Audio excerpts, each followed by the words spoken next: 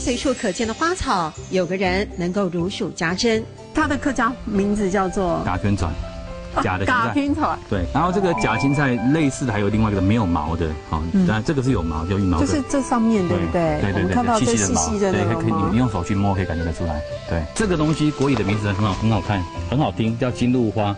这个是道地客家话的名字叫汪天地，好。花草名有说文解字的巧妙。杨世生6年前参加新竹县海陆客家语言协会，开始编著花卉的客语念法，一片一叶开始寻渊源。如果你开始喜欢想要认识植物的时候，也许你就眼睛稍微开一点，会注意到它。像我是比较喜欢植物，那我就会专门关心这个东西，是这样。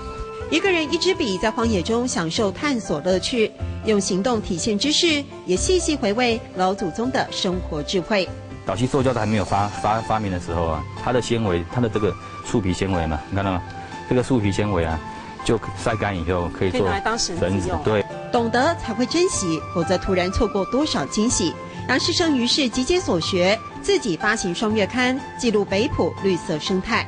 我想，把我这个学到一些很浅薄的东西啊，跟乡亲们分享。所以刚刚这样走了一段啊，也是一趟学习之旅，而且散步心情浓厚，就散步心情也很好，对不对？所以你有空就去行行啊。哦，海陆桥就有空就去走走。那4县我们说有海秋溪行行爱，有空就去行行啊。爱护环境从认识它开始，是基于这样的信念，所以杨世生投入了自己的资源做研究。他说，与其坐在路边拍手叫好，不如自己当个实践者。散步心情浓厚，有喊秋溪行行爱。散步心情浓厚，有喊秋溪行行爱。